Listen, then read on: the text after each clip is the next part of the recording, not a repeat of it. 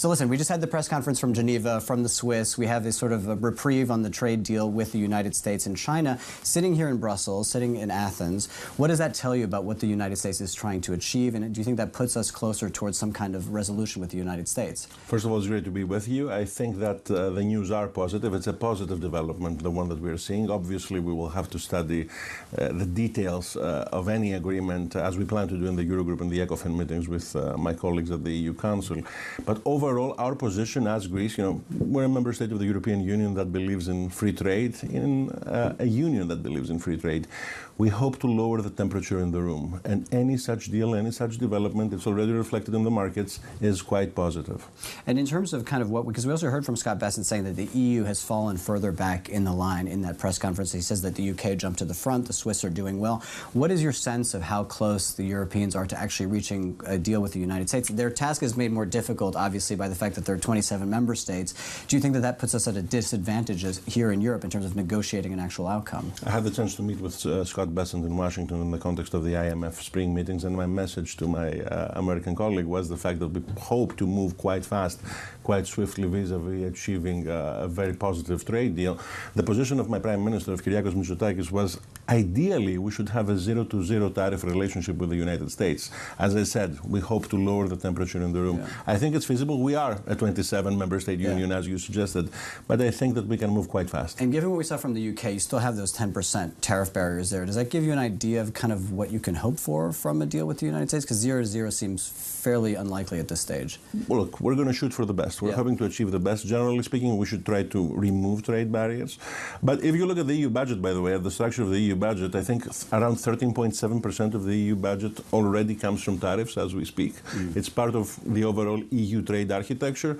But hopefully, ideologically, what we believe as Europeans should be to eliminate those trade barriers. Plus, we should be trying to remove the internal barriers that we already have within the European Union, the Draghi report, the Leto report. And this is part of an overall discussion of an overall new architecture that we should aim to strive for. And one of the features of the trade war has also been extremely heightened market volatility that we've seen throughout the world. I remember a time that when you had that market volatility, you had German and Greek yields moving in the opposite directions. They have been moving in lockstep. We've seen basically, that story be a sort of haven assets within Europe. What do you think the opportunity is from the sort of U.S. policy in terms of attracting capital here into Europe, attracting talent? How does Europe capitalize on kind of some of the uncertainty we've seen out of the United States? It's funny that you mentioned that volatility, because in the past my country used to play a role in this discussion. We created that volatility, and now we're a stability story 15 years later after a lost decade. Plus, to add to your point, we discussed tariffs. Uncertainty is a much bigger problem. So the positive premium of those discussions, of those trade deals that we're seeing on the ground right now on behalf of the United States, with China, with the United Kingdom, with us as a next step, is to remove that uncertainty from the table in order to have a positive growth dividend in this debate. Is it an opportunity for Europe? Yes, we should always view crisis as opportunities. If you look at European history, by the way, in every move of European integration, you had the crisis that catalyzed that integration, which we then metabolized as a positive institutional reform move. We should be able to do the same. The banking union, the savings and investment union, the capital markets union, all of those things that we have been discussing, as you very well know, for quite some time. It's a topic, again, of discussion at the Eurogroup meetings, at the ECOFIN meetings. It's an opportunity, and we should grasp it. And when you think about that integration, kind of concretely, because again, as you know, we've been talking about the capital markets union for a decade at least, and now we have some renewed urgency. But I'd like to get a sort of an idea from you. When do you think we can make meaningful progress on this? And where do you sort of stand? Where do you think the sort of hurdles are? The hurdles used to that we had to negotiate a full spectrum of things, of details, of member state sensitivities in all of those discussions. But again, a crisis can help as a catalyst vis-a-vis removing those sensitivities, vis-a-vis removing those hurdles. I think that there is a real opportunity on the table, and we plan to be very constructive with regards to achieving a very positive result. And I also want to get your take on some of the domestic issues going on within Greece. You are now rescheduled. You're paying ahead of schedule a lot of your first bailout debt. Is that something that that we can expect more of? When do you think the first bailout can be completely behind you? Are we expecting that to come ahead of time? It should be completely behind us by 2031. This is 10 years ahead of schedule, as we have been discussing both domestically and internationally. For us, for my generation, for my government, fiscal prudence is not a policy choice. Fiscal prudence is a regime. After having a very difficult decade, a lost decade, we lost 24 points of GDP. Right now, we're growing ahead, much higher than the EU average, 2.3% growth. We had a headline surplus. 6 countries in the EU had a headline surplus. We were one of the 6. And we plan to continue de-escalating our debt. We don't plan to pass the bill to the next generation as all the previous generations in Greece did. And in this context, we hope to create positive tailwinds, even if we see negative headwinds in the international economy. And part of the contributor to that surplus that you had, that surprise surplus that you had last year, that was quite ahead of what anybody had anticipated, was a drive to basically deal with tax evasion, to collect taxes. Again, is this something that we can expect more of going forward? And what is it going to mean budgetarily? Do you expect more surpluses in the future? And how big, do you have an idea of how big that shadow economy is and how much revenue could be there for you? The first point would be that the expectation for the next primary budget surplus for next year, for this year, is 3.2%. So overall, we hope to achieve primary budget surpluses in all future scenarios. Second, if you look at studies that were conducted on behalf of the IMF in the previous years, the shadow economy was calculated to be in the ballpark figure of 30%. In the past, it was even 40%. In the last IMF study that calculated the shadow economy in Greece, the number was 15%. And right now, it's even lower. We plan to lower it further using digital technologies to capture tax evasion. We managed to do that and achieve the budget surplus that you mentioned before. We had a VAT gap. We have a value-added tax in Greece. Half of that VAT gap is already captured by our smartly shaped policies.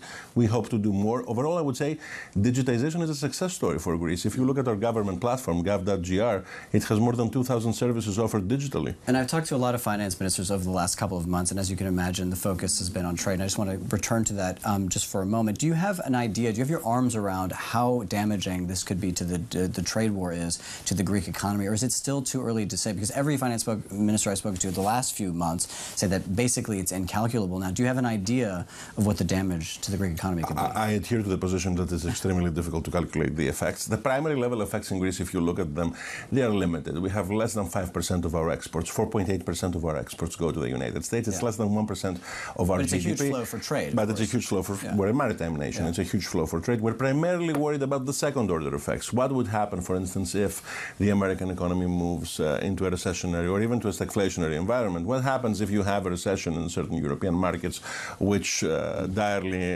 interact with the Greek economy?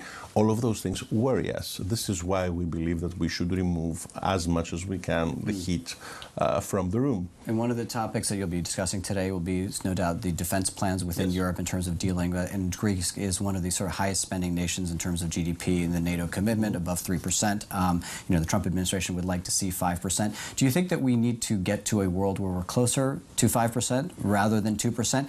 And is there an avenue to get there without European joint debt? And where do you sort of appraise the debate on the question of joint debt for defense in Europe? Well, I would say, first of all, that for us, defense spending was not a policy choice per se. For us, it was geographic destiny. It was one of the things that we had to focus on and invest on many generations before. And we're hoping to do it better in the future with more spillover effects in the economy. There were certain Bloomberg reports in the past which underlined that Greece was not spending the defense amounts in the maximum spillover effects capability that it could. We hope to do more of this. For us, that would be a growth dividend. But overall, the treatment of defense spending as it currently takes place in the context of the EU Council, I think, is positive. We should have some exemptions vis-a-vis the new fiscal rules of the European Union, and the current geopolitical environment mandates those exemptions. And we paid our fair share even before. More EU member states should be able to do that. Germany is now doing that. I think that we should have those degrees of flexibility with regards to achieving this. And just a sort of final question on trade, because this is another question that I think is a very big one, a difficult one to answer. When we look at the trade barriers that were erected between China and the United States, the big concern is that all of that overcapacity flows to rich markets. There really is only one that rivals the United States, that is the European Union. How do you treat some of that oversupply coming from China, potentially coming into the European market? And what we're seeing from the United States rewriting this trade order, what have we learned about how how trade deals should be structured and potentially differently in the future to protect, sovereign industry? We don't yet know. There's lots of uncertainty. There is lots of uncertainty on the table right now in all of those discussions. We don't yet know if we're going to be in a zero, in a limited, or in a high tariff environment. Yeah. The world that we're going to be at in 90 days, 100 days from now will directly affect the answer to your question.